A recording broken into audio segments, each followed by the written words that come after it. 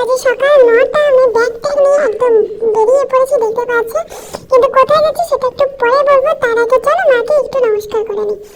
দাদা মা একটু আশীর্বাদ দাও, ভালো করে আশীর্বাদ দাও, যাতে যে কাজে যাচ্ছি যেন সফল হই। মনে মনে এটাই ভাবনা ছিল আর কি।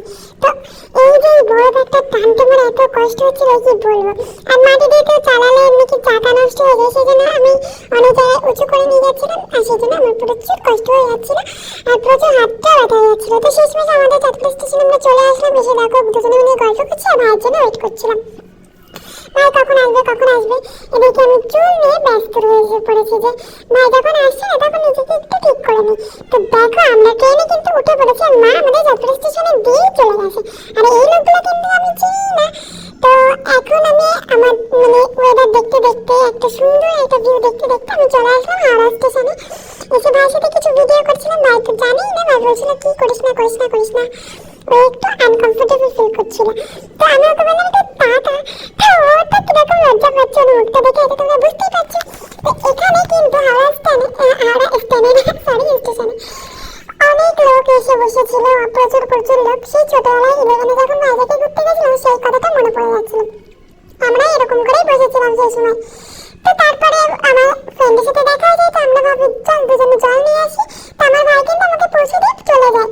আর এদিকে দেখো না জলটা ভরছিলাম। আর মানে ফ্রেন্ডকে বললাম যে তুই জলটা ভর, আমি একটু ভিডিও করি। তো এই ট্রেনে করে আমরা যাবো। তো আমাদের সঙ্গে আরেকটা ফ্রেন্ড আছে, সেই ফ্রেন্ডের সাথে আমাদের মিট হয়ে গেল, দেখতেই পাচ্ছ তোমরা। তো ও আমাদের ফটো তুলছিল। তাহলে ফটো তোল অনেকদিন পরে দেখা হলো, চল ফটো তুলি।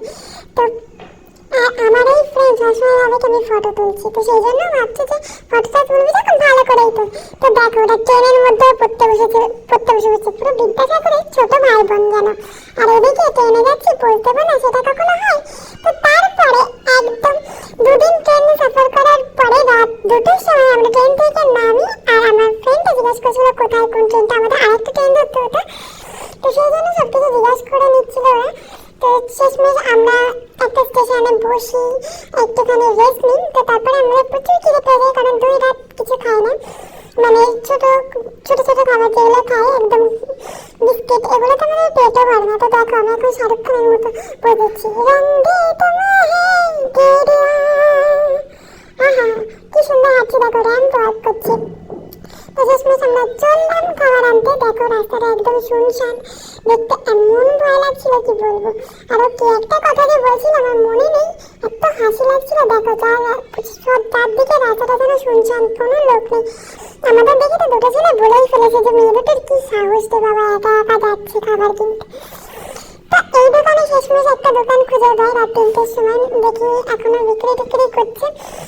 এত বাজে খাবার কি বলবো, আমাদের টাকাটা যেন নষ্ট হয়ে গেছিল। কিন্তু এখানে যে কাকিমাটা ছিল খুব ভালো ছিল, ওর সাথে আমরা অনেকক্ষণ গল্প করছিলাম। তো তারপরে আমাদের দেখো খাবারটার কালার দেখেই যেন ভক্তি আসছে না, কি করেছি কখন খেয়েছিলাম সেটাই ভাবছি। আর এদিকে খিদের পেটে ও যেন তাড়াতাড়ি করে খেয়ে নিচ্ছে। তো সকালবেলা আমরা কলেজে পৌঁছে যাই। আমি অ্যাকচুয়ালি নার্সিংয়ে পড়ি, তো সেই জন্য আমরা কলেজে চলে এসেছি। আর ভিডিওটা ভালো লাগে